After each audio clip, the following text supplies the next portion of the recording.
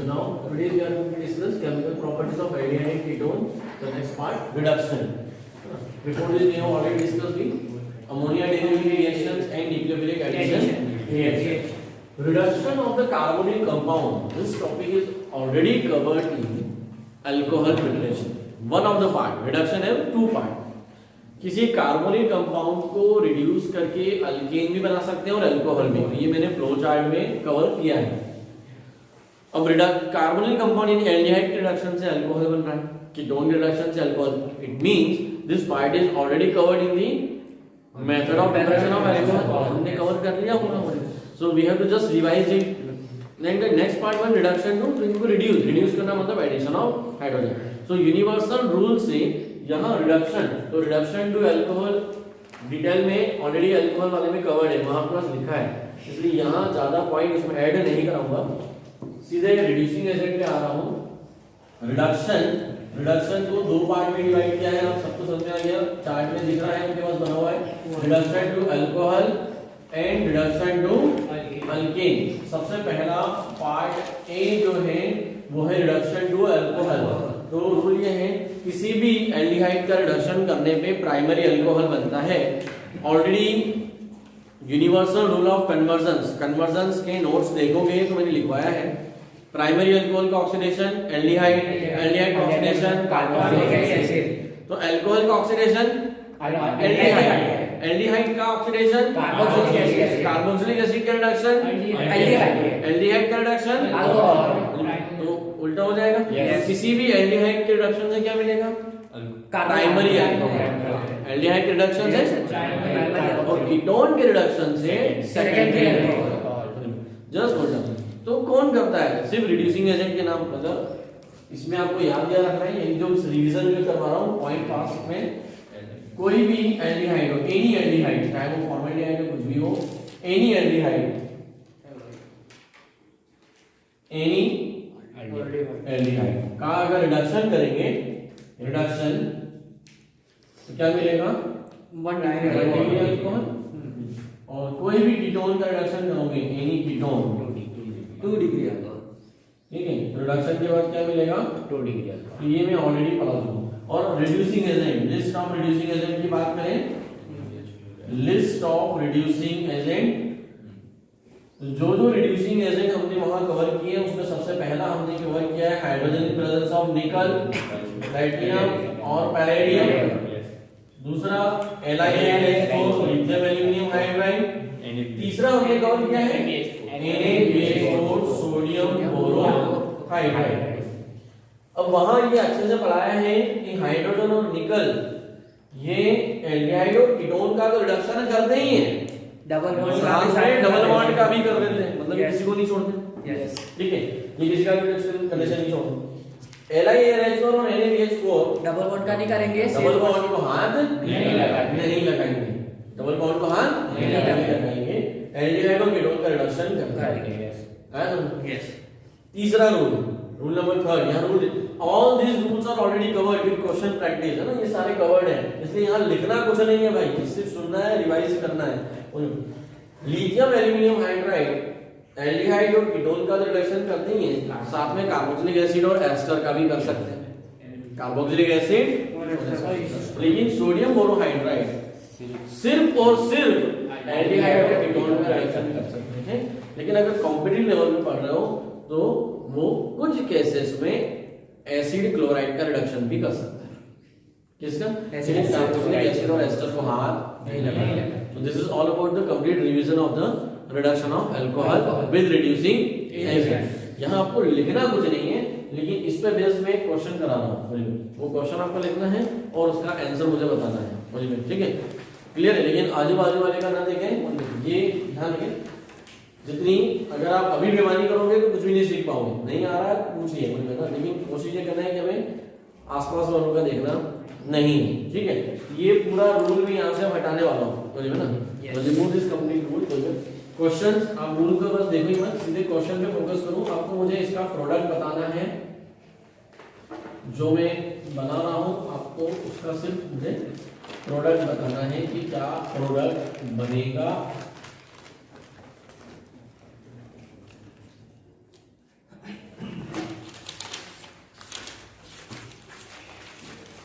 ये एक मेरे पास रिएक्टेंट है जिसका मैंने रिडक्शन कराया हाइड्रोजन प्लस ऑफ निकल से, LiAlH4 से और NaBH4 से, तीन रिड्यूसिंग एजेंट से रिडक्शन करवाया है। आपको इन तीनों से बनने वाले प्रोडक्ट का मुझे स्ट्रक्चर और नाम बताना है। ठीक है, पहले स्ट्रक्चर फिर नाम। क्वेश्चन ध्यान से देख लो। आपके पास में सिर्फ 2 मिनट है इस प्रोडक्ट को बनाने के लिए, ओनली 2 मिनट। इधर देखना नहीं है, ये only 2 minute to make a product of this thing. Board के लिए बहुत काम का है, कॉम्पिटिटिव तो है ही, बोर्ड का भी पॉइंट ऑफ व्यू से बहुत काम का है। तो 3 मिनट है आपके पास।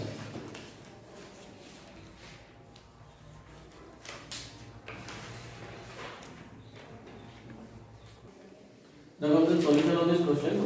This question is sufficient to practice again these 3 reagents. Already we have practiced even in alcohol chapter में in in-text। यहाँ तो सुना अल्कोहल में in-text में अगर आप देखोगे तो in-text में ऐसा क्वेश्चन दिया, ऐसा नहीं दिया, इसके जैसे दिए हैं उनमें इन रिएजेंट्स में प्रैक्टिस करने के लिए। मैंने यहाँ आपको सीधे कार्बोक्सिलिक एसिड दिया, तो हाइड्रोजन इन प्रेजेंस ऑफ निकल ये किसी को भी नहीं छोड़ता, सबका रिडक्शन कर देता है, डबल बॉन्ड का भी, कीटोन का भी, एल्डिहाइड का भी और कार्बोक्सिलिक एसिड का।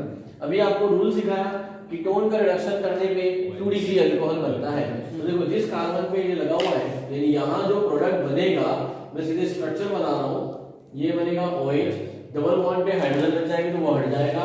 यहाँ फोकस करो, अभी यहाँ जब समझा रहा हूँ तब लिखो नहीं, ये हट जाएगा, उस जगह आएगा CH2OH। देखो यहाँ पे एक ले जाएगा, यहाँ एक ले जाएगा, हाइड्रोजन का एडिशन कराना है, एडिशन तो बनेगा CH2OH। और यहाँ पे 2 हाइड्रोजन ऐड हो जाएंगे, ये CH2 हो जाएगा, ये OH हो जाएगा, तो ये बन जाएगा OH। That will be the product.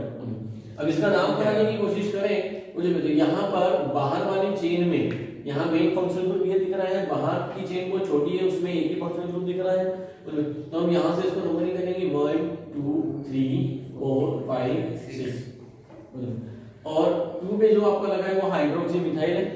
ठीक है, मिथाइल क्या बोलेंगे, हाइड्रोक्सी मिथाइल। ठीक है, 3 4 पे भी हाइड्रोक्सी मिथाइल, मतलब क्या हो जाएगा 2 4 बिस, 2 4 बिस हाइड्रोक्सी मिथाइल साइक्लोहेक्सेनॉल। ये आईपीसी नेम हो गया, नाम इंपॉर्टेंट नहीं है, इतना टिपिकल आईपीसी नेम बोर्ड में आएगा नहीं, इसलिए नहीं बन रहा है तो कोई दिक्कत नहीं की बात है, बस समझ लेना है।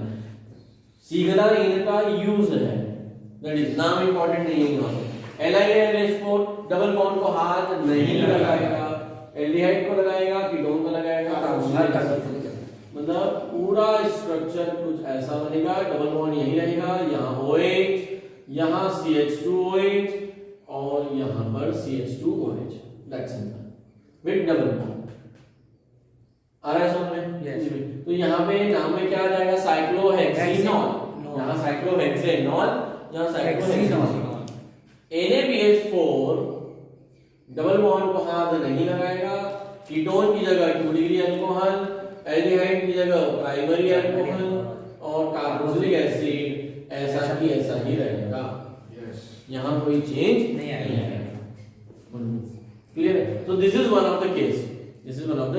अभी इसी के नीचे और एक क्वेश्चन आप बना सकते हो, जस्ट छोटा सा चेंज कर रहा हूँ, अभी सिखा रहा हूँ, बना नहीं रहा हूँ, आप खुद अपने घर पर प्रैक्टिस कर सकते हो। कार्बोक्सिलिक एसिड की जगह, ये तो पूरा क्वेश्चन हो गया। अभी दूसरा क्वेश्चन है, OC2H5 कर रहा हूँ, मतलब क्या लगा दूं, एस्टर। कार्बोक्सिलिक एसिड की जगह क्या लगा दोगे, एस्टर। अभी समझो क्या प्रोडक्ट बनेगी, मैं आंसर ही बता देता हूँ भाई, बोलिए। लेकिन आप लोग आंसर सुनेंगे नहीं, क्वेश्चन को लिखेंगे और फिर प्रैक्टिस करेंगे, बोलिए, ठीक है? वो भी समझो, यहाँ पे C डबल बॉन्ड और OC2H5 एस्टर शिफ्ट कराएंगे, तो ये वाला यहाँ पे तो CH2OH आ जाएगा, मतलब 2 प्रोडक्ट बाहर निकलेंगे, CH2OH प्लस C2H5OH। ये वाला हिस्सा आयन बन के बाहर हो जाएगा। यहाँ पे भी क्या होगा, इथेनॉल बाहर हो गया और CH2, मतलब ये तो बनेगा ही, साथ में इथेनॉल भी बनेगा, और यहाँ पे तो ऐसे कैसे बनेगा। तो same type of question we can practice with ester. This is clear to you? Now you can write the complete solution, practice on the name on this. So this is complete the reduction of alcohol. Now we can start the reduction of alkane. Next part of the reduction to alkane, most important है board के point of view से देखा जाए, क्योंकि यहाँ पर name reaction क्या है, दोनों नेम रिएक्शन बहुत इंपॉर्टेंट है, बहुत सिंपल है प्रोडक्ट बनाना, यू कैन इजीली रूल एक बार समझ लो फिर लिखना पहले तो there are the two name reaction reduction to alkane, alkane बनाना है डायरेक्ट अल्केन, इसलिए कन्वर्जन में बहुत अच्छी रिएक्शन हो सकती है। First Clemmensen reduction, Clemmensen reduction, और सेकंड है वोल्फिकेशन। तो दोनों ऑलरेडी हाइड्रोकार्बन चैप्टर में कवर हो जाती है अल्केन की मेथड ऑफ प्रिपरेशन में। तो यहाँ पे कोई भी कार्बोनिल कंपाउंड, कार्बोनिल मतलब एल्डिहाइड या कीटोन, आपको क्लेमेंशन है या वोल्फिकेशन उसके रिड्यूसिंग एजेंट से पहचानना है। तो मैं यहाँ डबल बॉन्ड ओ लगा के ऐसा छोड़ देता हूँ, it may be anything R ketone, R H aldehyde H format.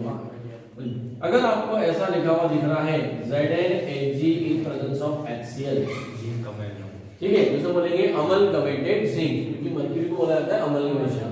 तो amalgamated zinc in presence of HCl, तो रूल क्या है, रूल क्या है, यहाँ ऊपर टॉप पर रूल लिख रहा हूं। रूल ये है कि CO को हटाओ, यानी डबल बॉन्ड O, इस CO को हटाओ और इसकी जगह CH2 लगा दो, बस ये पूरा हटाना है और CH2। तो जैसे आप देखो इसके अंदर CH2 लगाओगे, it may be anything, yes, है ना। मैं यहाँ R1 R2 लिख देता हूँ, R1 प्रोडक्ट क्या बन जाएगा, R1 CH2 अल्केन बन गया, यस। सेम यहाँ पे भी यही होता है, सब कुछ प्रोडक्ट रिएक्टेंट भी यही, मान लो प्रोडक्ट भी यही बनेगा, CH2 लगेगा, लेकिन रिएजेंट अलग है। यहाँ यूज होता है हाइड्राजीन NH2, तो मैं उसे N2H4 लिखूंगा, चलेगा, yes, N2H4 in presence of, यहाँ पे हाइड्राजीन फर्स्ट, हाइड्रोजन के बाद second, KOH in presence of glycol, इसे बोलते हैं अल्कोहलिक KOH। तो इस तरह से यहाँ सेकंड स्टेप में क्या डाला जा रहा है, अल्कोहलिक KOH डाला जा रहा है। तो N2H4 CO डायस, तो ये this is Clemmensen, this is वोल्फिकेशन। अब कैसे याद रखोगे, तो नाम में देखो, क्लेमेंशन में डबल M आता है, M फॉर मर्क्यूरी, आपको याद आएगा कि मर्क्यूरी M, मर्क्यूरी का M, क्लेमेंशन का M, मतलब ये क्लेमेंशन है, यस। तो अगर आपको मर्क्यूरी के M से नाम याद आ जाएगा कि ये क्लेमेंशन रिडक्शन है। और वोल्फिकेशन के अंदर हम क्या यूज करते हैं, हाइड्राजीन रिडक्शन, है ना। तो ये भी रिडक्शन है, ये भी रिडक्शन है। अब एग्जाम में लिखना कैसे, when any aldehyde or ketone reacted with when any aldehyde or ketone undergoes reduction in presence of amalgamated zinc and concentrated HCl, then alkane will be formed as a product। ये statement है, तो statement तो आपको लिखना आता है, तो अभी स्टेटमेंट लिखनी जरूरत नहीं है, आपको सीधे क्लेमेंशन और उसके डायरेक्ट प्रोडक्ट CO हटाना है और CH2 लगाना है, ये उसका रूल है, क्लियर है। तो this is reduction to alkane. Next chemical property oxidation. अब यहाँ पूरा टाइप बनेगा, क्योंकि ऑक्सीडेशन एल्डिहाइड का अलग होता है और ऑक्सीडेशन ऑफ कीटोन अलग है, दोनों चीजें बनता है। तो पहले इसको मैं चार्ट बना देता हूँ, oxidation, oxidation of aldehyde and oxidation of ketone. Oxidation of aldehyde can be done by two strong oxidizing agent using strong oxidizing agent and using weak oxidizing agent। लेकिन कीटोन का ऑक्सीडेशन वैसे तो होता ही नहीं है, अगर बोर्ड के point of view से बोलो तो बहुत मुश्किल है, इट्स डिफिकल्ट है। तो कीटोन का ऑक्सीडेशन जो होता है वो बहुत स्ट्रॉन्ग ऑक्सीडाइजिंग, यानी वेरी स्ट्रॉन्ग ऑक्सीडाइजिंग है। तो यहां हम कैसे लिखेंगे इसको, normally ketone not oxidised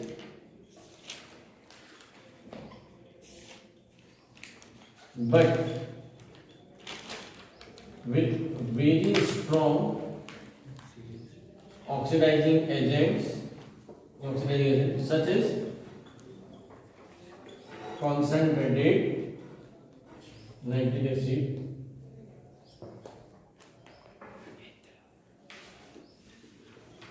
it undergoes cleavage। ठीक है, कीटोन में अब इसको लिखा है कैसे कीटोन के दो पार्ट बनाते हैं। एक पार्ट में तो आप ये स्टेटमेंट लिखोगे और दूसरी पार्ट में oxidation of methyl ketone, oxidation of methyl ketone which is also known as haloform or iodoform test। ये टेस्ट के फॉर्म में, टेस्ट ऑफ डिस्टिंग्विशिंग। तो एल्डिहाइड कीटोन, एल्डिहाइड स्ट्रॉन्ग से भी देता है, वीक से भी होता है। वीक ऑक्सीडाइजिंग एजेंट कौन कौन से हैं? तो वीक ऑक्सीडाइजिंग एजेंट हम जो पढ़ने वाले हैं वो है Tollens reagent and falling solution. यहाँ पे बेनेडिक्ट भी आता है, बट बेनेडिक्ट हम कवर नहीं कर रहे हैं।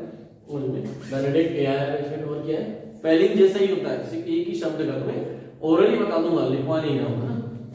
तो टॉलेंस एंड फैलिंग, ये दो यहाँ पे रिएजेंट का इस्तेमाल होता है। This is the complete flow chart of the oxidation है ना, ये ऑक्सीडेशन का पूरा फ्लो चार्ट है। अभी यहाँ पे पहले कुछ क्वेश्चंस लिख लेते हैं हम विद और क्वेश्चंस के फॉर्म में हम वन बाय वन उनकी स्टडी करेंगे। पहले एल्डिहाइड पढ़ेंगे, फिर कीटोन पढ़ेंगे, प्रैक्टिस करेंगे। फिर अपना चार्ट बना लो, फिर मैं क्वेश्चंस नोट करवा लूंगा। सो ये कंप्लीट चार्ट का flow chart, oxidation of aldehyde, oxidation of ketone. यहाँ पे कीटोन का normally ketone not oxidise but with very strong oxidising agent such as concentrated nitric acid, it undergoes cleavage. इसका पूरा cleavage है, वो cleavage होकर carboxylic acid बनेंगे। ये ऐसा स्टेटमेंट यहाँ पे लिखा है। और दूसरा है ऑक्सीडेशन ऑफ मिथाइल कीटोन। तो सिर्फ मिथाइल कीटोन ही ऑक्सीजन, मतलब यहाँ पे देखो एल्डिहाइड में सभी एल्डिहाइड का ऑक्सीडेशन होता है, कीटोन का तो वैसे तो ऑक्सीडेशन होता ही नहीं, होता भी है तो कॉन्सेंट्रेटेड नाइट्रिक एसिड के साथ। और सिर्फ मिथाइल कीटोन इस कैटेगरी में आते हैं। अभी मिथाइल कीटोन क्या होते हैं ये हम स्टडी करेंगे, ये बढ़िया तो वन बाय वन करके।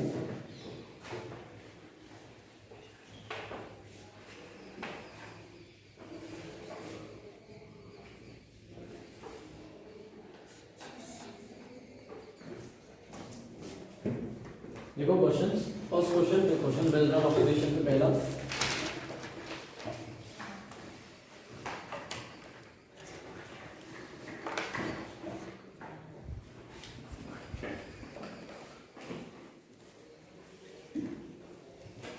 as compared to aldehyde, why ketone does not show,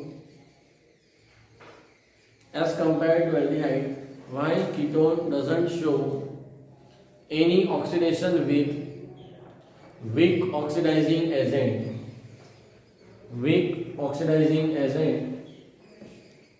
ये फर्स्ट क्वेश्चन। इसी को और में लिख लो, इसी के और में बोर्ड में कैसा क्वेश्चन आ सकता है?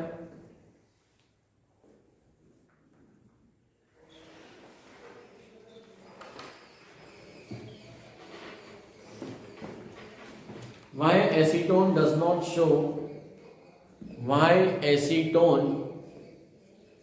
not show any reaction with Tollens reagent,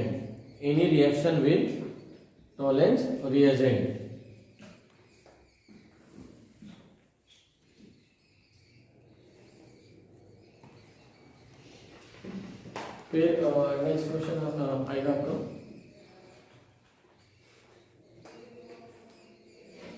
What is silver mirror test? What is silver mirror test? Describe in detail with reaction. Describe in detail with reaction.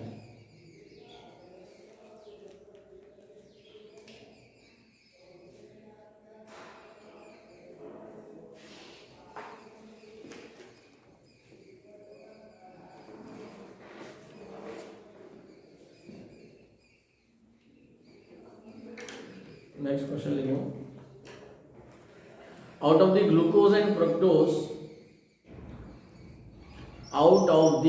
glucose and fructose sugar, which will give positive either silver mirror test positive comma either silver mirror test or failing solution test.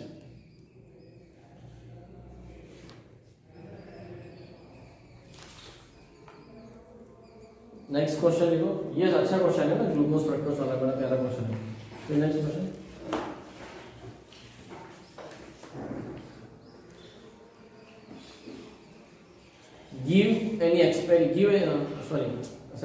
How can you distinguish between glucose and sucrose sugar. Sucrose के bracket में लिखना cane sugar, sucrose के bracket में लिखेंगे cane sugar.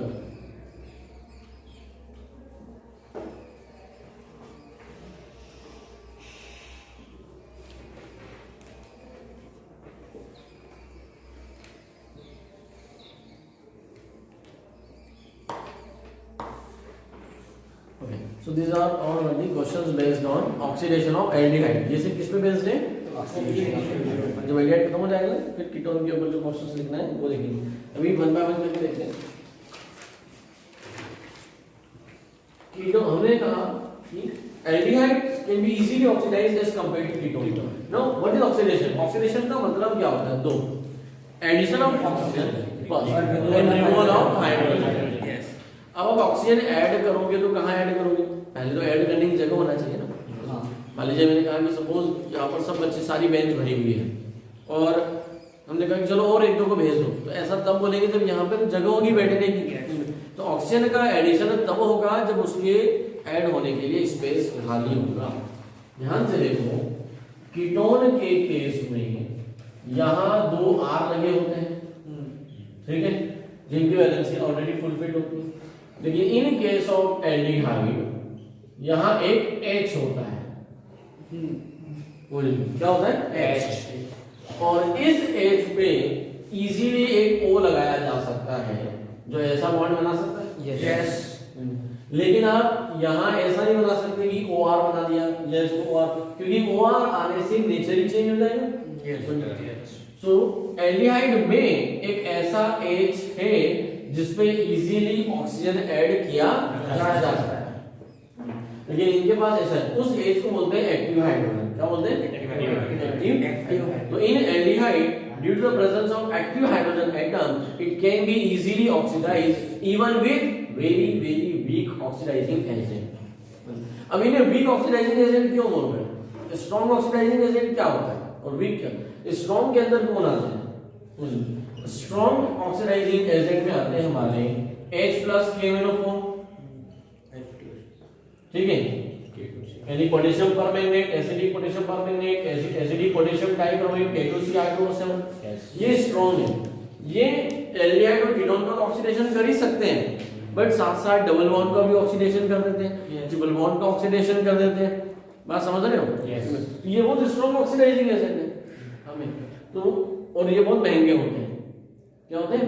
तो इसलिए industry में अगर किसी एल्डिहाइड का ऑक्सीडेशन करना है तो इसका यूज करने की बजाय वीक ऑक्सीडाइजिंग एजेंट का यूज किया जाए। लेकिन वीक ऑक्सीडाइजिंग एजेंट क्या? वो डबल बॉन्ड को हाथ नहीं लगाते, आना समझ में, डबल बॉन्ड को हाथ नहीं लगाते।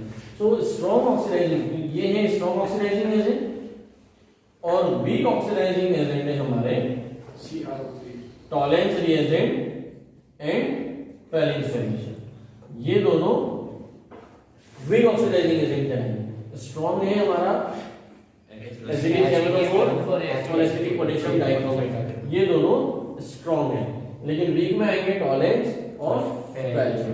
तो पहले क्वेश्चन का आंसर लिख लो। फर्स्ट क्वेश्चन का answer, aldehyde can be easily oxidized, aldehyde can be easily oxidized, aldehyde can be easily oxidized,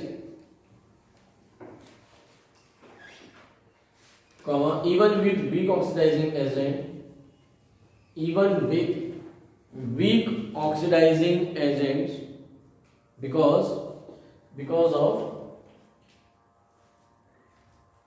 one active hydrogen on carbonyl carbon, one active hydrogen on carbonyl carbon. Clear?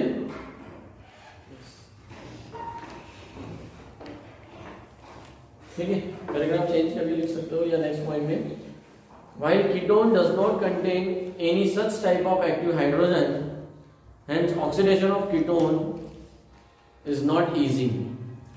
While ketone doesn't contain any such type of active hydrogen, hence while ketone does not contain any such type of active hydrogen, hence oxidation of ketone is not easy.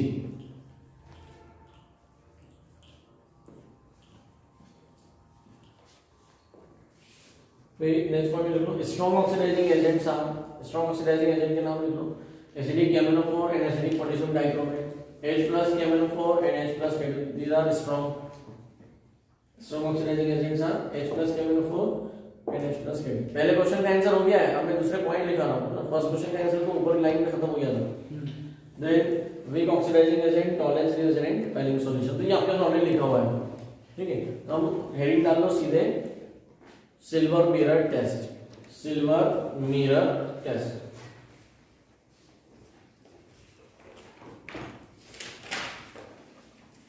अब इसको silver mirror test क्यों बोलते हैं, ये कारण समझिए। तो ऐसा एक क्वेश्चन आता है, मैंने लिखवाया नहीं है, वो आप भी लिख सकते हैं, why Tollens reagent test is known as silver mirror test, ऐसा एक क्वेश्चन ऐड कर सकते हो, है ना, उसको क्यों बोला है।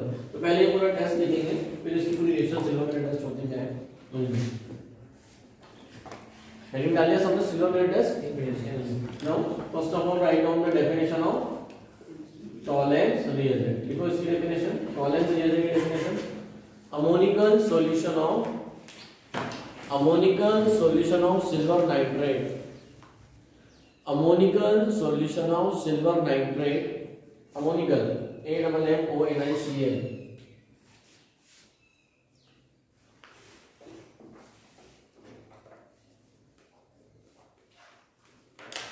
ammonical solution of silver nitrate is known as Tollens reagent,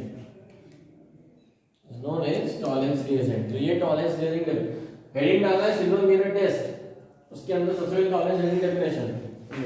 अब समझो, हम तीन कॉलम बनाएंगे, पहला कॉलम एक्सपेरिमेंट, अभी लिखना नहीं ऐसे समझना, दूसरा कॉलम ऑब्जर्वेशन, और तीसरा कॉलम इन्फ्रेंस। एग्जाम में ऐसे लिखोगे तो अच्छा रहेगा। एक्सपेरिमेंट क्या है, ओएस, ओएस का मतलब होता है original sample, organic sample, original sample plus Tollens reagent add gradually from the wall of test tube.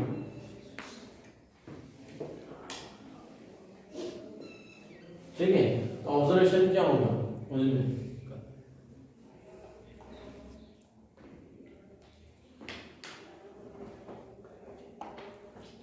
wall of test tube gives mirror like appearance,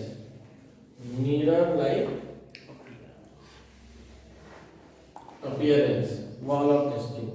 Inference, aldehyde present। ये तो हो गया एक्सपेरिमेंट ऑब्जर्वेशन। अब इसके नीचे रिएक्शन, एक्चुअल में होता है, अभी समझाया नहीं है ना भाई, इससे भी लिखना कुछ नहीं, पहले पूरा समझो रिएक्शन क्या है। टॉलरेंस रिएजेंट में सिल्वर नाइट्रेट का सॉल्यूशन होता है, अमोनिया मतलब अल्कलाइन एक तरह से, ठीक है। तो वहां पे NH4OH भी होता है और AgNO3 भी होता है, सिल्वर नाइट्रेट यानी AgNO3। सिल्वर नाइट्रेट में सिल्वर की वैलेंसी है +1। ध्यान रखो, हम क्या करवा रहे हैं, एल्डिहाइड का ऑक्सीडेशन, क्या करवा रहे हैं, एल्डिहाइड का ऑक्सीडेशन। तो RCHO when react with AgNH3 whole twice, 2 molecules AgNH3 0.5 plus 1. This is the formula of Tollens reagent. उसमें क्या होता है, अभी आपने कोऑर्डिनेट कॉम्प्लेक्स कंपाउंड पढ़े नहीं है, कोऑर्डिनेट जब पढ़ा दूंगा तो इसका नाम बना डाईअमीन अर्जेंटेट 1, डाईअमीन अर्जेंटेट 1 ऐसा, जैसे इसका नाम है ना पोटेशियम परमैंगनेट। तो अभी नाम इतना इंपॉर्टेंट नहीं है आपके लिए, और मैं इसका शॉर्टकट ही बताऊंगा। बोर्ड में आपको इतना पूरा लिखने की जरूरत नहीं, RCHO + 2AgNH3 ऐसा लिखा, समझ में एरो बनाया। अभी देखो एल्डिहाइड का क्या हो जाएगा, ऑक्सीडेशन। एल्डिहाइड का ऑक्सीडेशन से होता है कार्बोक्सिलिक एसिड, ये बता दो कि कार्बोक्सिलेट आयन। यस। अमोनिया यहां से 4 अमोनिया बाहर निकल जाएंगे, और यहां सिल्वर की वैलेंसी +1 है, तो ये 2 मॉलिक्यूल ऑफ Ag सॉलिड ऐसे ब्लैक PBD ऐसे PBD डिपोजिट हो जाएगा, +4 मॉलिक्यूल ऑफ NH3 के यानी अमोनिया के बाहर निकल जाएंगे। अब ये पूरी रिएक्शन अगर आपको बोर्ड में याद नहीं रहती है तो बोर्ड एग्जाम में आपको कैसे लिख कर आना है, बोर्ड में जो लिखी जाती है, बोर्ड में वो लिखी जाती है RCHO + 2Ag प्लस एरो बनाया RCO - +2Ag, और ये प्योर सिल्वर होता है, बोलते ना ये प्योर सिल्वर। अभी इसको डिटेल में समझो, रिएक्शन भी हो गई, टेस्ट भी हो गया। Now come to the point, ये वॉल ऑफ टेस्ट ट्यूब और ये मिरर लाइक अपीयरेंस का क्या होता है। मेरे पास एक ग्लास है, किसी ग्लास को मिरर में कन्वर्ट करना हो तो क्या करना पड़ेगा, सिल्वर, उसके पीछे सिल्वर की लेयर लगाना, तो क्या बन जाएगा वो मिरर बन जाएगा ना, यस और नो। यस। टेस्ट ट्यूब क्या होती है, एक ग्लास ही होती है। यस। ये आपका सैंपल है जिसमें आपको कोई भी अननोन सैंपल दे दिया, यहां से देखो, इस एक सैंपल में एल्डिहाइड है और एक सैंपल में कीटोन है, हमें नहीं पता कि कौन सी टेस्ट ट्यूब में एल्डिहाइड है कौन सा। आपने दोनों में क्या कहा, टॉलरेंस रिएजेंट डाला, और डालने का मतलब ऐसा नहीं है कि बाटली लियो और कर दी, और नहीं करना है। आपने ड्रॉपर लिया, ड्रॉपर से समझ में एक ड्रॉप यहाँ इसकी वॉल पे डाली, यहाँ से देखना, तो ये वॉल से होते हुए ऐसा भी नहीं कि ड्रॉपर की एक ड्रॉप यहाँ पे बीच में छोड़ देते, रिएक्शन तो आएगी, आप आइडेंटिफाई कर लोगे, लेकिन मिरर नहीं बनेगा। क्या नहीं बनेगा, मिरर।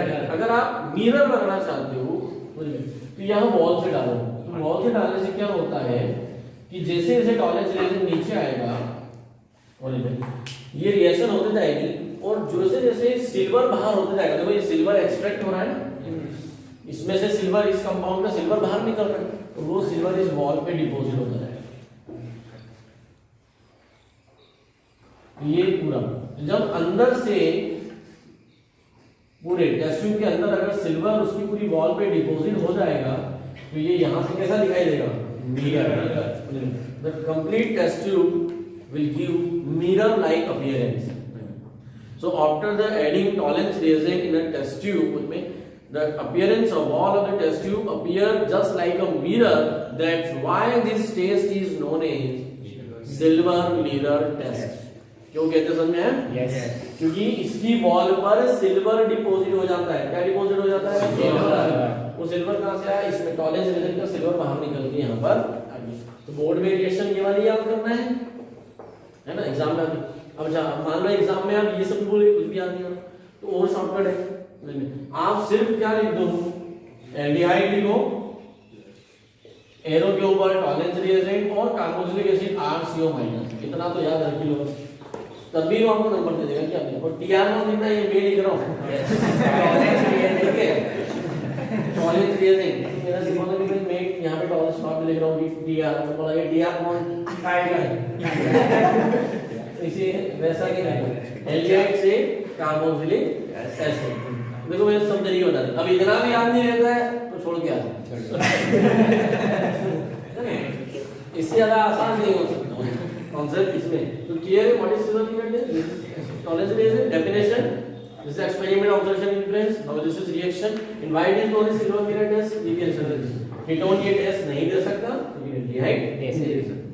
क्लियर है, तो लिखना कैसे, डेफिनेशन लिखवा दिए, 3 कॉलम बनाना है, experiment, observation, influence, initial reaction, ये तो लिखना है।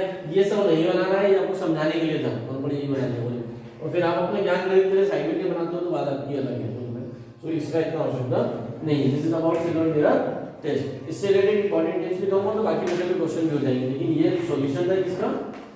What is silver mirror test, why it is describe, तो ये उस क्वेश्चन का आंसर है, ठीक है, पूरा नोट करो। Now some of the practical best questions based on silver mirror test जो वाइवा में जनरली पूछते हैं, ध्यान रखना वाइवा कोई भी बोर्ड का टीचर अगर आपसे कोई क्वेश्चन पूछेगा ना तो ऐसे चेक करेगा, हम बोल रहे हैं फलाना कॉम्पिटिटिव तैयारी कर रहे हैं, लेकिन ये वाले क्वेश्चन भी आते हैं कि नहीं, तो बेसिक क्वेश्चन, और सम टाइम आजकल बोर्ड में भी आने लगे ऐसे क्वेश्चन, तो थोड़ा सा आपको पीछे जाना पड़ेगा फ्लैशबैक में, यानी बायोमोलिक्यूल्स हम पढ़ चुके हैं, बट मुझे पूरी उम्मीद है कि आप सब भूल गए होंगे।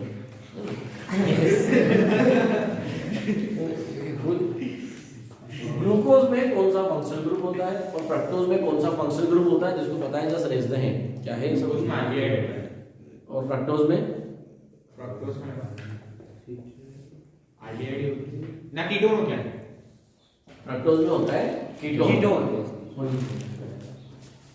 ग्लूकोज का जनरल फॉर्म ग्लूकोज में होता है एल्डिहाइड, पहले ही कार्बन में क्या लगा होता है, अभी बातें नहीं करना, ग्लूकोज में एल्डिहाइड होता है और इस तरह का पूरा स्ट्रक्चर होता है 1 2 3 4 5 6 हमने पढ़ा है ना भाई, यस, यहां आखिरी में CH2। लेकिन फ्रक्टोज में कीटोन CO के ऊपर CH2OH होता है, देन फिर HCOH चलता है 1 2 3 4 5 और 6 आखिरी वाले क्रम पे CH2 ना HOH लगाना है मतलब। This is glucose and this is fructose. तो हमने क्लासिफिकेशन पढ़ा है, पूरा classification. Glucose is aldehydic sugar while ketone is fructose is ketonic sugar. So glucose को तो टॉलरेंस रिएक्शन टेस्ट देना चाहिए, यस, तो कीटोन को नहीं देना चाहिए।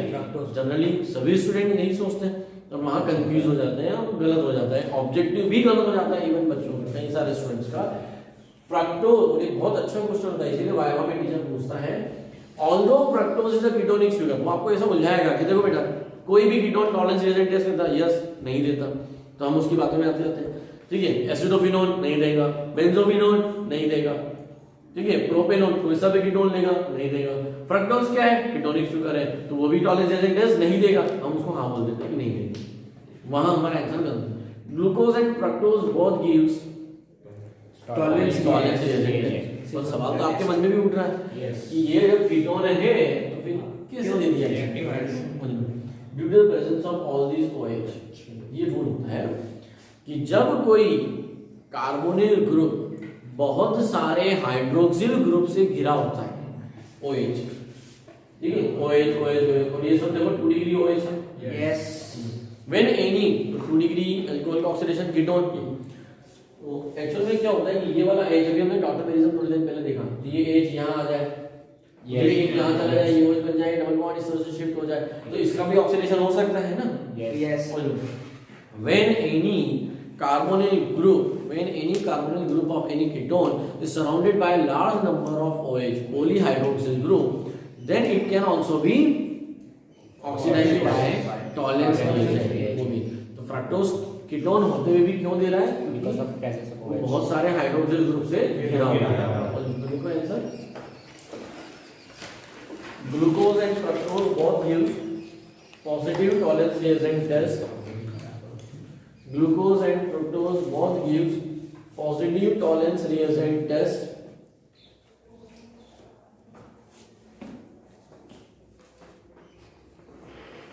कॉमा करके लिखोगे या फुल स्टॉप करके लिख सकते हो, नहीं पॉइंट से। Although fructose is ketonic sugar, although fructose is ketonic sugar, but it will give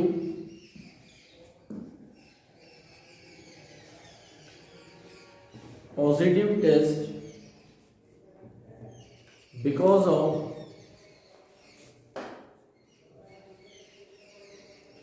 polyhydroxy, poly मतलब बहुत सारे, polyhydroxy मतलब OH, polyhydroxyl group because of polyhydroxyl group, ठीक है। यहाँ तक आपको लिखना है, ये क्वेश्चन हो गया। ये स्ट्रक्चर ही आपको समझाने का कि ग्लूकोज एक एल्डिहाइडिक शुगर है और फ्रक्टोज एक कीटोनिक शुगर है, तो आपको याद होना चाहिए बायोमोलिक्यूल से। नेक्स्ट क्वेश्चन है How can you distinguish between glucose, sugar and बहुत बड़ी, ये बहुत ही, और ये पूछा है प्रैक्टिकल में बहुत है ना, यहाँ आज से 2 सालों से देख रहा हूँ कि बायो में टीचर जनरली पूछता है छीनने के हिसाब से, सिंपल सा क्वेश्चन था बट प्रीवियस ईयर क्वेश्चन है, पाने के बाद भी कंफ्यूज हो जाते हैं।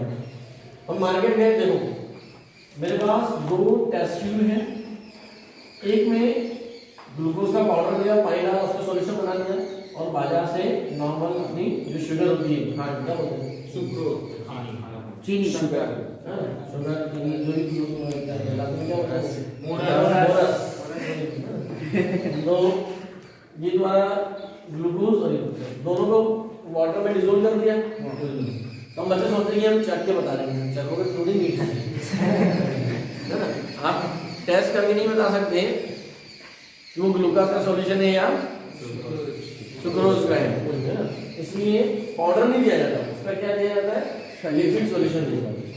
अब आपको इसमें आइडेंटिफाई करना है कि किस टेस्ट ट्यूब में ग्लूकोज का सॉल्यूशन है और किस टेस्ट ट्यूब में शुगर यानी केन शुगर का सॉल्यूशन है। तो आप दोनों में क्या करो, ये टॉलरेंस रिएजेंट डालेंगे, साइड में एक में सिल्वरिंग होगा ग्लूकोज में, उसमें ग्लूकोज में सिल्वर मिरर बनेगा, सुक्रोज में सिल्वर मिरर नहीं बनेगा। अब ऐसा क्यों, क्योंकि सुक्रोज जिसका फॉर्मूला होता है C12H22O11, इसमें कोई फंक्शनल ग्रुप नहीं होता, does not contain aldehyde functional group, जबकि ग्लूकोज में क्या है, एल्डिहाइड फंक्शनल ग्रुप होता है। और ये पॉइंट हम पढ़ चुके हैं बायोमोलिक्यूल चैप्टर जाके खोलो, sucrose is a non reducing sugar, क्या है, नॉन रिड्यूसिंग शुगर, ठीक है, अरे भाई yes, sucrose is a non reducing sugar. तो लिखो आंसर, ग्लूकोज गिव पॉजिटिव, फटाफट लिखना point wise, glucose give positive silver mirror test, short में या positive Tollens reagent test, while sucrose does not give because it doesn't contain any aldehydic functional group. It does not contain any aldehydic functional group.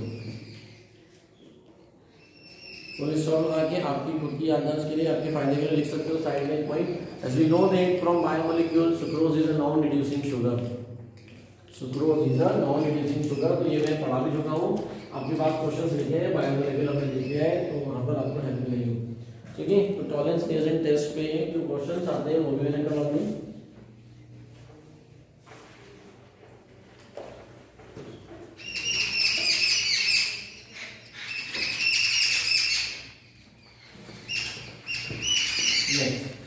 अभी next आता है हमारा पैलिंग solution test. चलिए पैलिंग solution क्या है,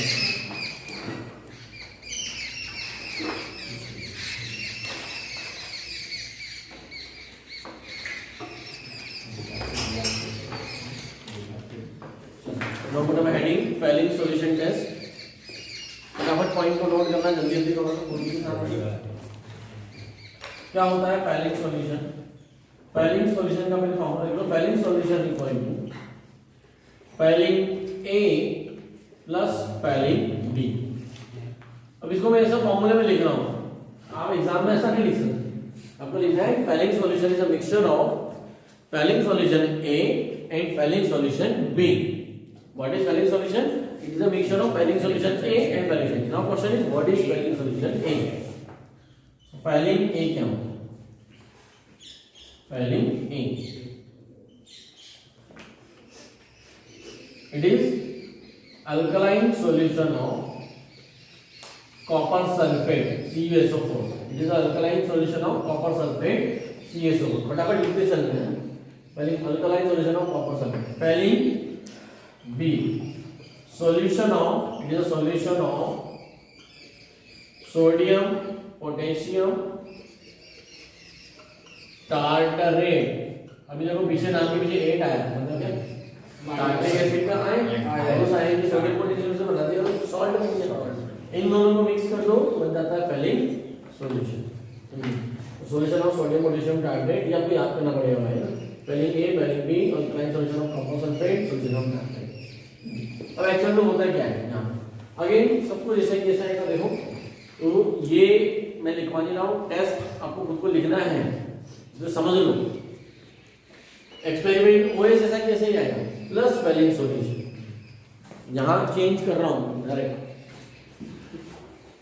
सीधे क्या लिखूंगा original sample plus Fehling solution, डालने के बाद उसको हीट करेंगे, हीट ऑन वाटर बाथ, आपसे हीट लिखो वाटर बाथ से हीट लिखेंगे तो क्या हो जाएंगे reddish brown PPT, reddish brown PPT. ठीक है, इन्फ्लुएंस में एल्डिहाइड प्रेजेंट, रिएक्शन में क्या है बहुत सिंपल, सी सब कुछ यही देखो Ag प्लस को हटाना है और उसकी जगह यहाँ पर हटाना है तो वो निकला Cu प्लस Cu प्लस 2 से बन जाएगा Cu प्लस 1, वो निकला Cu प्लस 1, यहाँ से यहाँ और यहाँ से तो देखो एल्डिहाइड का क्या हो गया ऑक्सीडेशन, एल्डिहाइड का क्या हुआ ऑक्सीडेशन, और इसका क्या हो गया रिडक्शन, रिडॉक्स रिएक्शन मतलब कॉपर रिड्यूस हुआ और एल्डिहाइड क्या हुआ ऑक्सीडाइज। तो देखो यहाँ पे कॉपर सल्फेट में कॉपर की वैलेंसी क्या है +2 है, लेकिन अब इसको ऐसा भी लिखा जा सकता है और करके समझो RCHO plus Cu plus 2 to form RCO minus दो लेंगे प्लस Cu2O। तो फैलिंग सॉल्यूशन का जो कॉपर आयन है वो क्यूप्रिक, ये क्यूप्रिक है उससे किस में कन्वर्ट हो गया क्यूप्रस ऑक्साइड में, इसमें कन्वर्ट हो गया क्यूप्रस ऑक्साइड। और ये जो क्यूप्रस ऑक्साइड होता है उसमें ये रेड ब्राउन कलर की पीपीटी देता है, कैसा देता है रेड ब्राउन, क्लियर है, विल गिव रेड ब्राउन, ध्यान रहेगा यस। सो एक्सपेरिमेंट यहाँ पे आ गया आपका कुछ नाम चाहिए Fehling solution test, experiment observation influence ये हो गया, फिर उसके नीचे उसकी रिएक्शन, ये होगी पूरी फैलिंग सॉल्यूशन टेस्ट। तो इसको बिल्कुल इसको ऐसे ही लिखना है, क्लियर है, यहाँ पर फोटो लीजिए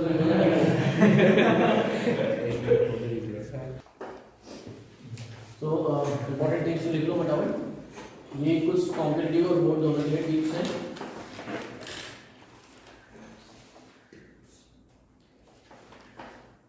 All aldehyde, all type of aldehyde, all type of aldehyde including all type of aldehyde including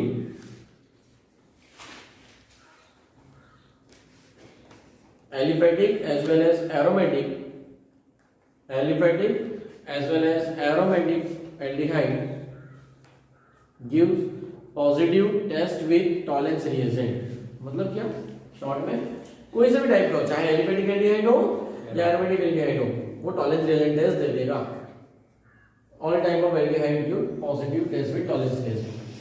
second point, only aliphatic aldehyde, only aliphatic aldehyde gives positive test with Fehling solution. मतलब क्या falling solution सिर्फ aliphatic के साथ काम करता है, aromatic के साथ फैलिंग सॉल्यूशन काम नहीं करता। तो ये एक इंपॉर्टेंट टिप हो गई इसमें। टिप्स बोल दो, की पॉइंट्स बोलो, जैसा आपको लिखना है वैसा। ये पूरा यहाँ लिखने के बाद, ये टेस्ट लिखने के बाद उसके नीचे आपकी टिप्स आ गई हैं। So this is all about the oxidation of aldehyde. Conclusion ये निकला कि aldehyde can be easily oxidized while ketone cannot be easily oxidized. Aldehyde can be easily oxidized by a weak oxidizing agent, tolerance reagent and failing solution. Tolerance reagent is a weak oxidizing agent, failing solution weak oxidizing agent है। ये weak क्यों है? क्योंकि ये double bond को हाथ में oxidise नहीं कर सकते। ये अगर डबल बॉन्ड को कर देते तो ये स्ट्रांग बन जाता है, इसीलिए तो केमिकल बॉन्ड का यूज नहीं करते हैं। Now come to the oxidation of ketone. अब ऑक्सीडेशन ऑफ कीटोन फटाफट नोट करेंगे। मैं एक डायरेक्ट सीधे बोर्ड के लिए कोई काम का नहीं है ज्यादा, बट फिर भी थोड़ा सा देखना है। पहले बोर्ड पर देखो, फिर लिखना ऑक्सीजन, कोई भी मैंने कीटोन ले लिया। ऑक्सीडेशन ऑफ कीटोन में ये क्या है, ये एक मिक्स कीटोन है, इधर मिथाइल है, इधर प्रोपाइल है, मिथाइल प्रोपाइल कीटोन बोल रहे, ये अनसिमेट्रिक कीटोन है। तो जब भी आपको कोई कीटोन दिया जाए और इसका विगरसली जबरदस्ती आपने कीटोन लिया और उसमें बहुत सारा KMnO4 एसिडिक KMnO4 डालना, ये हीट कर जा रहा है, मतलब हम क्या कर रहे हैं, फोर्सफुली उसको क्या करवा रहे हैं, ऑक्सीडाइज करा रहे हैं। तो ऐसे केस में यहाँ पे लिख रहा हूं मैं हाईली स्ट्रॉन्ग ऑक्सीडाइजिंग एजेंट, जैसे आपने लिख दिया यहाँ पे कॉन्सेंट्रेटेड नाइट्रिक एसिड या पोटेशियम परमैंगनेट या पोटेशियम डाइक्रोमेट के साथ हीट किया तो इसका क्लीवेज हो जाएगा। अब क्लीवेज देखो दो साइड से हो सकता है, एक यहां से जिसे बोलते हैं ए साइड क्लीवेज और एक क्लीवेज हो सकता है यहां से, जिसे बोलते हैं बी साइड क्लीवेज। तो आपको दो टाइप के प्रोडक्ट मिल सकते हैं। जब ए साइड क्लीवेज होगा तो देखो मैं यहां से लिख रहा हूं product of A cleavage, product of B cleavage. आपको बोर्ड में ऐसा लिख के नहीं आ रहा है तो समझा रहा हूं, इसलिए आपको डायरेक्ट फाइनल प्रोडक्ट नहीं लिखना है बोर्ड में, वहां पे इसको एक्सप्लेन नहीं करना है कि ए बी हो सकता है, बी भी हो सकता है, जो फाइनली हो सकता है वही। अब ए और बी, अब ए से जब उठेगा तो क्या बनेगा, जब ए से उठेगा तो ये वाला हिस्सा बाहर हो जाएगा, ये हिस्सा वाला हो जाएगा, तो यहां बनेगा एक तरफ तो ब्यूटेनोइक एसिड प्लस एक तरफ बन जाएगा फॉर्मिक एसिड, फॉर्मिक एसिड है ना, ये फॉर्मिक एसिड में कन्वर्ट हो जाएगा, इसमें कन्वर्ट हो जाएगा। Whenever any ketone undergoes oxidation with highly strong oxidizing agent, then it always form carboxylic acid. क्या बनते हैं? Carboxylic acid. अभी ए साइड, अब बी से टूटेगा तो ये इधर आएगा, ये वाला बनाएगा प्रोपेनोइक, ये वाला बनाएगा इथेनोइक। दो कार्बन का एसिड इथेनोइक एसिड और तीन कार्बन का एसिड प्रोपेनोइक, बनाना क्या कार्बोक्सिलिक एसिड, मतलब क्या। बट सही कौन सा है, तो सही क्लीवेज कौन सा है, इसके लिए एक रूल दिया गया, उसे बोलते हैं पॉपऑफ रूल। क्या बोलेंगे? पॉपऑफ रूल क्या कहता है? अकॉर्डिंग टू दिस रूल, में during oxidation of ketone carbonyl group always goes with smaller alkyl chain. अभी मेरा स्टेटमेंट सुना? According to this rule during oxidation of ketone carbonyl group always goes with smaller alkyl chain। तो बताओ ए और B में से कौन? बी सही है, बी जो है वो सही है पॉपऑफ रूल के अकॉर्डिंग है, मतलब ये सही प्रोडक्ट है, ये प्रोडक्ट सही नहीं है। आया समझ? तो मैं इसको शॉर्ट में लिख रहा हूं, CO group goes with smallest alkyl chain।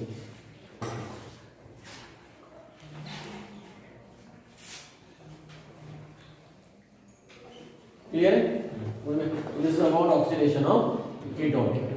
हर तरह का कीटोन यहाँ पे इंक्लूड कर सकते हो। एक तो ये तरीका हो गया, दूसरा अभी हम हेलोफॉर्म टेस्ट पढ़ेंगे। पहले इसको नोट कर लो, ऑक्सीडेशन ऑफ कीटोन में दिस इज पॉपऑफ रूल एंड ये ऑक्सीडेशन। बोर्ड में इतना काम का नहीं, लेकिन आइडिया होना चाहिए।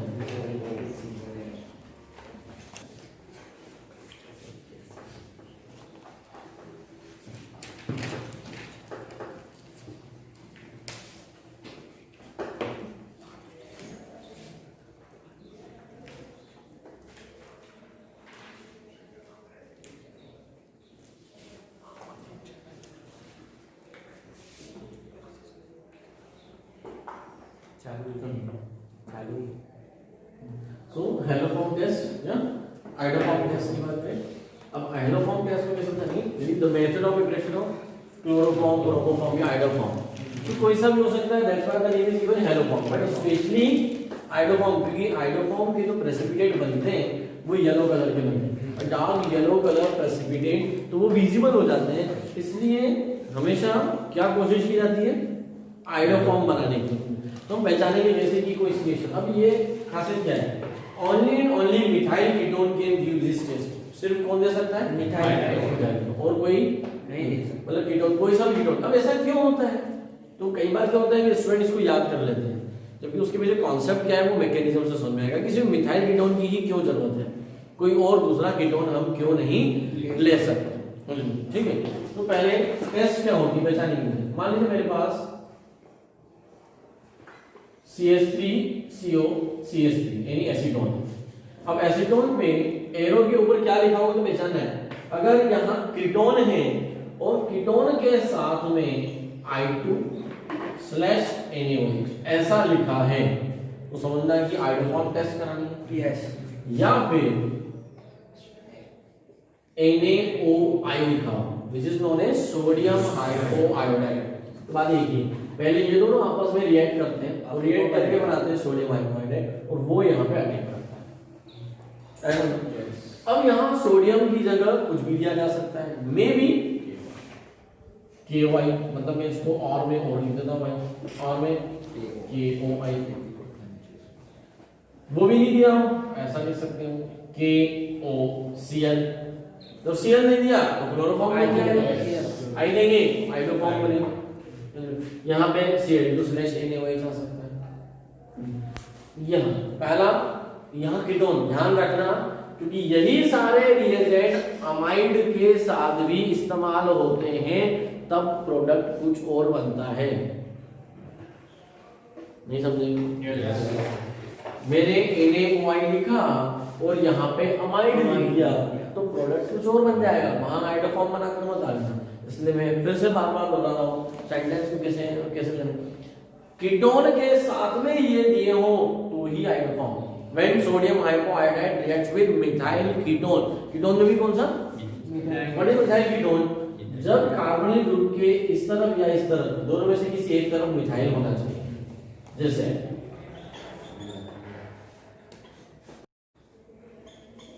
दिस इज इथाइल पेंटेन-3-on, इस तरफ इथाइल है, इस तरफ इथाइल है, मिथाइल नहीं है। बोले सर मिथाइल है, तुझे दिख नहीं रहा क्या? मुझे ना पर कार्बोनिल ग्रुप से अटैचिंग है, कार्बोनिल से जुड़ा नहीं। आजकल बच्चे बहुत होशियार होते हैं, बोले सर क्या बात है, चश्मा लगा दिया, ये तो मिथाइल है। हमने क्या बोला? Methyl ketone means when methyl directly attach with carbonyl group, at least एक होना चाहिए, एटलीस्ट एक होना चाहिए। आई बात समझ में? मेरी भाषा समझ में आई? देखो अब इसकी रिएक्शन करेंगे तो होगा क्या, जो मिथाइल वाला हिस्सा है वो हाइड्रोफॉर्म में कन्वर्ट हो जाएगा, इसके 3 H निकल गए और 3 I लगा दो, क्या बन गया? CH3 हाइड्रोफॉर्म बन गया। यस, अभी हमने किस में से बनाया? देखो इसको ऐसे घुमा के लिखो, यानी मैं उसका मैकेनिज्म बना दूं, उसको हटा दें थोड़ी देर के लिए, इसको पूरा बना के निकाल दूंगा, फिर प्रयोग होगा ये यहाँ पे CH3। अब इसको ऐसे घुमाओ, इसको उल्टा कर दो, इसको घुमाया तो इसका I इसके साथ चला गया, 3 मॉलिक्यूल आए और ये ONA डायरेक्ट इससे जुड़ गया। तो देखो ONA डायरेक्ट जुड़ गया, मतलब मैं इन शॉर्ट आपकी सुविधा के लिए इसको ऐसा लिख दूं, इसके ऊपर ही लिख दूं IONA, ऐसा लिखूं आपको समझाने के लिए। तो क्या हुआ, I तो इसके साथ चला गया और ONA यहाँ पे आ गया, तो प्रोडक्ट क्या बना? CH3COONA बन गया। ये क्या है? This is sodium salt of carboxylic acid, sodium salt of carboxylic acid, या इसका एक और नाम है सोडियम एसिटेट। क्या बोलेंगे इसे? Sodium acetate. और ये जो सोडियम एसिटेट बना है, अगर इसका एसिडिफिकेशन कर दिया जाए तो आपको मिल जाएगा कार्बोक्सिलिक एसिड, यानी क्या मिल गया? Ethanoic acid. क्या मिल गया? Ethanoic acid. तो अल्टीमेटली देखो कीटोन से क्या मिला? कार्बोक्सिलिक एसिड मिल गया ना, मतलब एक टाइप का ऑक्सीडेशन तो हुआ। Oxidation of aldehyde means formation of carboxylic acid, oxidation of ketone means formation of carboxylic. तो हमने इनडायरेक्टली बनाया और साथ में हाइड्रोफॉर्म भी मिल गया, तो दोनों ही मेन प्रोडक्ट हुए, कोई बाय प्रोडक्ट नहीं। ये रिएक्शन का मैकेनिज्म ऑफ रिएक्शन ये हुई कैसे? तो सबसे पहले ये जो सोडियम हाइपोआयोडाइड है NaOI act as oxidizing as well as iodination agent। ये लाइन पर ध्यान रखना है। सबसे पहली स्टेप क्या हुई? स्टेप 1 में, स्टेप 1 ये जो आपका एसिडोन था उसका आयोडीनेशन हुआ। आयोडीनेशन से यहाँ पे कितने मॉलिक्यूल आए? मतलब मैं ऐसा लिख देता हूँ +3 मॉलिक्यूल ऑफ NaOI, घुमा के लिखता हूँ तो भी समझ में आएगा। NaOI सोडियम हाइपोआयोडाइड, मतलब इसकी 3 मॉलिक्यूल, एरो के ऊपर आयोडीनेशन, क्या हुआ? 3H 3I रिप्लेस हो गए, CH3 बन गया, यहाँ से आपका CH3 बन गया। बन गया, ये CH3 बना ना, और साथ में 3 NaOH बाहर हो गए। तो ये जो NaOH बाहर हुए है ना, ये अभी CH3 बना आपका, CH3 बन गया।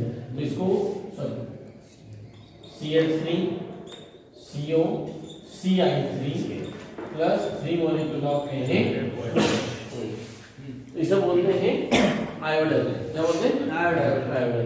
तो ये अब आयोडल आएगा, ये रिएक्ट करेगा CH3COCI3 से।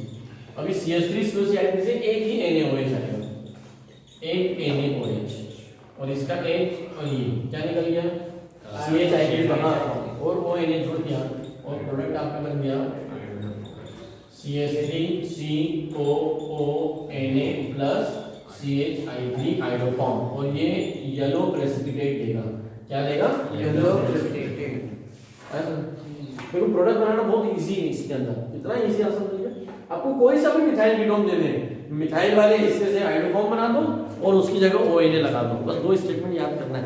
इतना सब माता बच्चे तो सिर्फ समझाने के लिए है, मैकेनिज्म कोई एग्जाम में नहीं आने वाला है, बोर्ड में भी नहीं, कॉम्पिटिटिव में कहीं नहीं पूछेंगे, याद नहीं करना। आपको बस क्या याद करना है, ये याद कर लो कि इसका प्रेजेंटेशन ऐसा, और सामने कौन होना चाहिए? Methyl ketone. सामने कौन होना चाहिए? Methyl ketone. रूल क्या है? मिथाइल को हटाओ और ONA लगाओ, और मिथाइल से CH3 बना दो। क्या बना दो? CH3। ऐसा तो प्रोडक्ट बनाना बहुत अच्छा। और ये इतना क्लियर उनमें ज्यादा कैसे? दिस इज हाइड्रोफॉर्म टेस्ट और आयोडोफॉर्म टेस्ट। इसके लिए given by only methyl ketone. कौन दे सकता है? सिर्फ मिथाइल। बोर्ड लेवल पे यहाँ पे सब कुछ इसके अंदर हो जाता है, लेकिन इसका कॉम्पिटिटिव वाला हिस्सा भी है। कुछ अल्कोहल और कुछ एल्डिहाइड के टेस्ट देते हैं। कब देते हैं, कैसे देते हैं, उस पर कॉम्पिटिटिव में पसंदीदा क्वेश्चन माना जाता है। तो मैं आपको एक ट्रिक सिखाने वाला हूँ, वो जो है ना हायर सेकेंडरी पास, तो ये HSC पास क्या ट्रिक है, उससे कॉम्पिटिटिव में, नीट में और जेई में 2 लेवल पे क्वेश्चन हर साल आते हैं, मतलब रेगुलरली इंटरव्यू में आपको एक टोटलिज्म पे और दूसरा हेलोफॉर्म टेस्ट, और पसंदीदा क्वेश्चन के 4 ऑप्शन दे देंगे, पूछेंगे इनमें से कौन टेस्ट देगा कौन नहीं देगा। सिर्फ इतना पढ़कर वो ऑब्जेक्टिव सॉल्व नहीं कर सकते, बोर्ड हो जाएगा। तो इसके बाद वाला हिस्सा जो है ना जल्दी, वो मैं थोड़ा सा नॉलेज के लिए कवर कर रहा हूँ। वहाँ पे बोर्ड लेवल पे आपको सिर्फ क्या याद रखना है? ONA लगाया और CH3 और हर मिथाइल कीटोन में iodoform test was given by only and only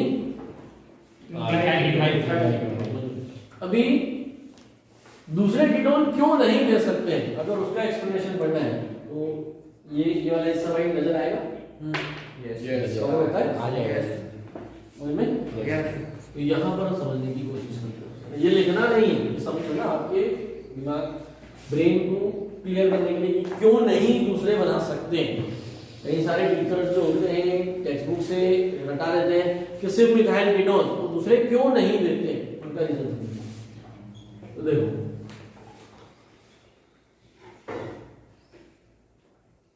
ये है आपका पेंटेनथ्रियोन जिसके पास मिथाइल नहीं है।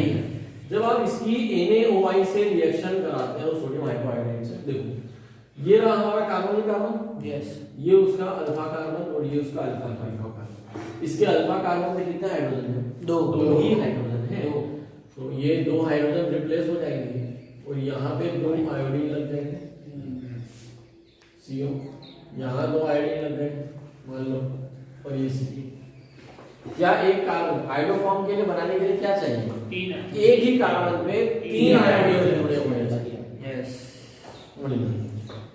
अगर यहाँ इस तरह या इस तरह किसी भी जगह मिथाइल होता तो एक कार्बन पे 3 आयोडीन जुड़ जाते ना। यस। लेकिन जब मिथाइल नहीं होगा, अल्फा हाइड्रोजन ही नहीं होंगे, 3 और 3 से ज्यादा अल्फा हाइड्रोजन होने चाहिए। आया समझ में? तो यहाँ पर टोटल नहीं देखा जाता कि 2 और 2 4 हो गए, टोटल नहीं, क्योंकि एक ही कार्बन पे 3 आयोडीन लगाना है, एक ही कार्बन पे 3 आयोडीन, और यहीं से मेरी ट्रिक निकलेगी है ना, यहीं से मैं आपको ट्रिक देने वाला हूँ, बोलिए कि वो अल्फा ग्रेड वाली ट्रिक है, इसलिए इससे नहीं बन सकता। ठीक है, this is about iodoform test, regular इसको पूरा चलिए। अभी हाइड्रोफॉर्म टेस्ट के कॉम्पिटिटिव लेवल के कुछ क्वेश्चंस देखते हैं और उसमें तो आप वहाँ पे डिग्री देना है ना ऐसे साइड में कॉम्पिटिटिव विंडो या हेल्फॉर्म टेस्ट और कॉम्पिटिटिव है ना एक्स्ट्रा पॉइंट, उसका बोर्ड से कोई संबंध नहीं, आपको बोर्ड में उसको रीडिंग करने की जरूरत नहीं है, लेकिन ये कॉम्पिटिटिव लेवल पे यहाँ पर हेल्फॉर्म टेस्ट है। सबसे पहला पॉइंट देखो हेल्फॉर्म टेस्ट पे कॉम्पिटिटिव लेवल पे है ना, जो एआईआर में हम लोग डेवलप करते हैं, लेकिन ये काम का है इसलिए पहले haloform test can be given by only and only aldehyde, ketone and alcohol. तीन पूरी ऑर्गेनिक केमिस्ट्री में तीन ही ऐसे प्राणी हैं जो हेल्फॉर्म टेस्ट दे सकते हैं, aldehyde, ketone and alcohol. Aldehyde, ketone और अल्कोहल, ये रूल नंबर 1। अभी थोड़ी देर बोलोगे कि सर बोर्ड में तो आपने पढ़ा है कि सिर्फ मिथाइल कीटोन, तो वो बोर्ड का है, यहां से रिलेट नहीं करना है उसको, ठीक है, यहां से रिलेट नहीं करना है।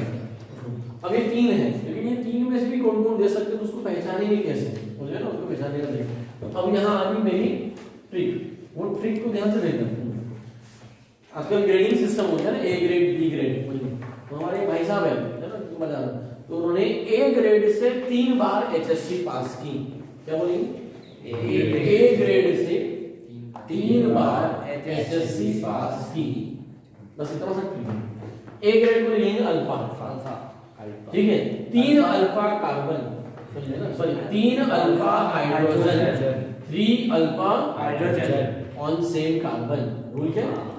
3 alpha hydrogen on same carbon. अगर 3 अल्फा हाइड्रोजन एक ही कार्बन पे नहीं होंगे तो कभी भी आइडोफॉर्म नहीं बनेगा और आइडोफॉर्म टेस्ट नहीं बनेगा। तो कीटोन के साथ साथ अल्कोहल, लेकिन कौन सा अल्कोहल देते हैं वो देखो, अभी मैं आपके सामने एग्जांपल है, एग्जांपल देखो अल्फा कार्बन पहचानते कैसे हैं। CH3 CH2OH, ये क्या है? इथेनॉल। यहां से देखना, ये है